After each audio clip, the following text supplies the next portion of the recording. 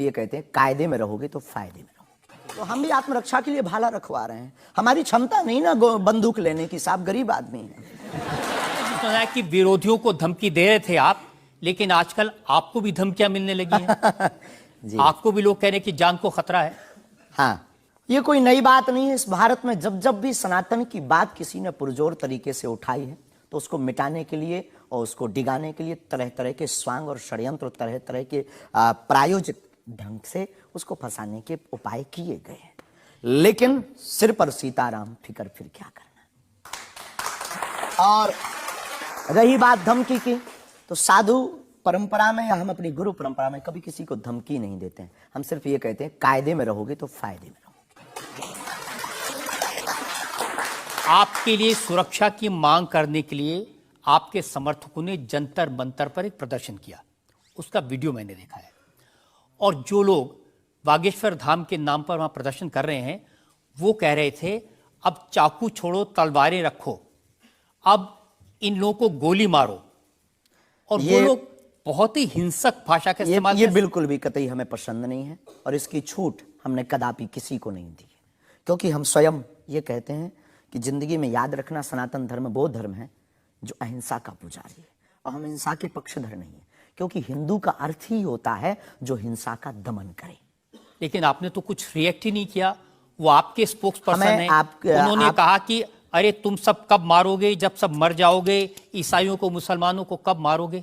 नहीं, ये बात बिल्कुल गलत है क्योंकि सबको जीने का अधिकार है और हमें ऐसी कोई जानकारी नहीं लगी और हमारी तरफ से कोई लोग नहीं गए। लेकिन मैंने आपको जानकारी दे दी, आप चाहें तो मैं आपको वीडियो भेज दूंगा, वो देख लीजिए। बिल्कुल, हम एक बार बोलेंगे उनको, बेझिझक बोलेंगे। हम कभी इसके पक्षधर नहीं है। हम भारत में बहुत प्रेम और बहुत ही अहिंसा पूर्वक जीवन के पक्षधर हैं, इसलिए हमने हिंदू राष्ट्र की मांग की है। इतने अहिंसा के पक्षधर हैं आप, आपने खुद एक बार कहा कि अब सब हिंदू अपने हाथ में हथियार, माला और भाला रखो। ये तो हमारी देवी देवताओं के भी हाथ में है। प्रत्येक भगवान के हाथ में, किसी के हाथ में मुगदर है, त्रिशूल है, उनसे भी लोगों को आपत्ति होगी जिन्हें दिक्कत है। हम सुरक्षा करना, भारतीय संविधान में भी हथियार देने का लाइसेंस दिया जाता है, उसको बंद करवाया जाए।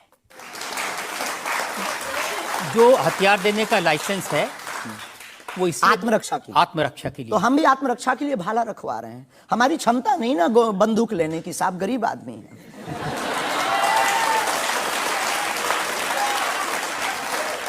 जब आप इस तरह की बातें करते हैं ना, तो फिर सवाल ये उठता है कि आपकी सुरक्षा के लिए टैक्स पेयर क्यों पैसा दे, जनता क्यों पैसा दे। आप इस तरह की बातें करेंगे, भाला की बात करेंगे, बंदूक की बात करेंगे, गोली की बात करेंगे, तो धमकी मिलेगी। हाँ मिलेगी, लेकिन हमने कभी बंदूक की बात नहीं की, हमने भाला और माला की बात की। और रही बात सुरक्षा की, तो प्रत्येक नागरिक की सुरक्षा करने की जिम्मेदारी भारत सरकार की है और हमें अपने इष्ट और भारत की सरकार पर भरोसा है, वर्तमान सरकार पर भरोसा है। साधु संत के तुम रखवारे, असुर निकंदन राम दुलारे, एक तो हमारा पहला भरोसा ही है। हमारे इष्ट हमारे हनुमान जी है और हमारा ये धमकी नहीं है। और बार बार मरना नहीं, एक बार बचना नहीं, तो डरना किस बात का। तो जब तक जिएंगे, प्राण अगर जाते हो चले जाएं, पर सनातन की चर्चा, घर घर राम पहुंचाने की चर्चा नहीं हम छोड़ेंगे। वो 50 उपाय कोई कर ले।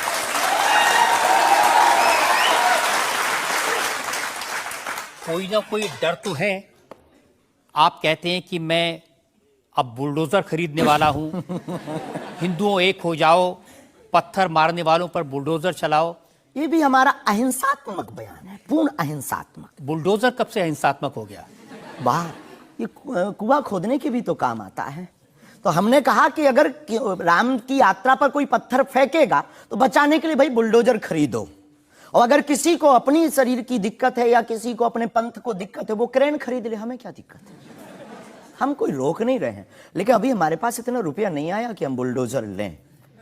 और अगर आप लोग सहयोग करेंगे तो हम रख लें। देखिए